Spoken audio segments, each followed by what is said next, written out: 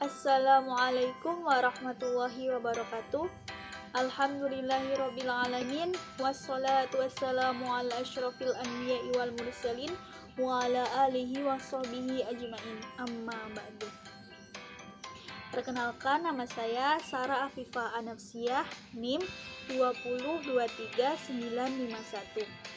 Saya dari Prodi Ekonomi Syariah. Di video ini saya akan sedikit menjelaskan materi tentang filsafat umum yang berjudul empirisme, positivisme, pragmatisme, sebuah aliran filsafat modern. Yang pertama, saya akan membahas aliran empirisme. Empirisme secara etimologis berasal dari kata bahasa Inggris empiricism dan experience.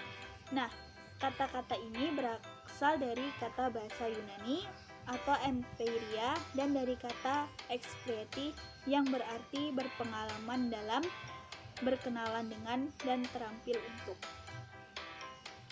Empirisme adalah suatu aliran dalam filsafat yang menyatakan bahwa semua pengetahuan berasal dari pengalaman manusia. Ilmu-ilmu empiris memperoleh bahan-bahan untuk sesuatu yang dinyatakan sebagai hasil atau fakta dari sesuatu yang dapat diamati dengan berbagai cara. Nah, bahan-bahan ini terlebih dahulu harus disaring, dikumpulkan, diawasi, diverifikasi, diidentifikasi, didaftar, dan diklasifikasikan secara ilmiah. Jika kita sedang berusaha meyakinkan seorang empiris bahwa sesuatu itu ada, maka dia akan berkata, "Tunjukkan hal itu kepada saya." Dalam persoalan mengenai fakta, maka dia harus diyakinkan oleh pengalamannya sendiri. Selanjutnya, adapun tokoh-tokoh dari aliran empirisme ini, yang pertama ada Francis Bacon 1561 sampai 1626. Beliau menyatakan bahwa pengetahuan yang sebenarnya adalah pengetahuan yang diterima orang melalui persentuhan indrawi dengan dunia fakta. Yang kedua, ada Thomas Hobbes 1588 sampai 1679. Menurut beliau bahwa segala kejadian adalah gerak yang berlangsung secara keharusan. Yang ketiga ada John Locke 1632 sampai 1704. Menurutnya, segala pengetahuan datang dari pengalaman, sedangkan akal tidak melahirkan pengetahuan dari dirinya sendiri.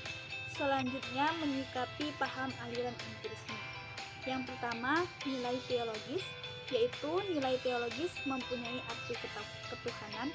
Yang kedua, nilai logik, berkaitan dengan berpikir, memahami, dan mengingat dalam pekerjaannya.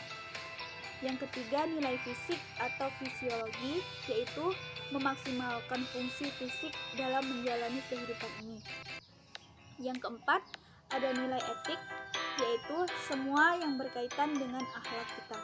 Yang kelima, ada nilai estetika. Nilai estetika ini meliputi keserasian, menarik, manis, keindahan, cinta kasih. Dan yang keenam, ada nilai teleologi, yaitu yang berkaitan dengan manfaat, efektif, efisien, produktif, dan akuntabel dalam setiap sisi kehidupan. Yang kedua, ada aliran positivisme. Positivisme merupakan salah satu aliran filsafat modern yang lahir pada abad ke-19. Positivisme adalah suatu aliran yang menyatakan ilmu alam sebagai satu-satunya sumber pengetahuan yang benar dan menolak aktivitas yang berkenaan dengan metafisik. Tokoh terpenting dari aliran ini adalah Auguste Comte. Menurut Comte, perkembangan manusia berlangsung dalam 3 tahap. Yang pertama, ada tahap teologis. Pada tahap teologis ini, manusia percaya bahwa di belakang gejala-gejala alam terdapat kuasa adikodrati yang mengatur fungsi dan gerak gejala-gejala tersebut. Yang kedua, ada tahap metafisik. Tahap ini bisa juga disebut sebagai tahap transisi dari pemikiran Kamti. Terjemahan metafis dari monoteisme itu misalnya terdapat dalam pendapat bahwa semua kekuatan kosmis dapat disimpulkan dalam konsep alam sebagai asal mula semua gejala. Yang ketiga, ada tahap positif. Pada tahap positif ini, orang tahu bahwa tiada gunanya lagi untuk berusaha mencapai pengenalan atau pengetahuan yang mutlak, baik pengenalan teologis maupun metafisik. Selanjutnya, adapun ciri-ciri positivisme. Yang pertama, objektif atau bebas nilai. Yang kedua, fenomenalisme atau tesis bahwa realitas terdiri dari impresi-impresi. Yang ketiga, nominalisme, konsep yang mewakili realitas partikularlah yang nyata. Yang keempat, reduksionisme, realitas direduksi menjadi fakta-fakta yang dapat diamati. Yang kelima, ada naturalisme, tesis tentang keteraturan peristiwa-peristiwa di alam semesta yang meniadakan penjelasan supranatural. Yang keenam, mekanisme, tesis ini bahwa semua gejala dapat dijelaskan dengan prinsip-prinsip dengan menggunakan sistem mekanis. Yang ketiga, ada aliran pragmatisme. Pragmatisme berasal dari kata pragma atau bahasa Yunani yang berarti tindakan dan perbuatan. Pragmatisme adalah suatu aliran yang mengajarkan bahwa yang benar apa yang membuktikan dirinya sebagai benar dengan perantaraan akibat-akibatnya yang bermanfaat secara praktis. Pragmatisme dalam filsafat yang berpandangan bahwa kriteria kebenaran sesuatu ialah apakah sesuatu itu memiliki kegunaan bagi kehidupan nyata.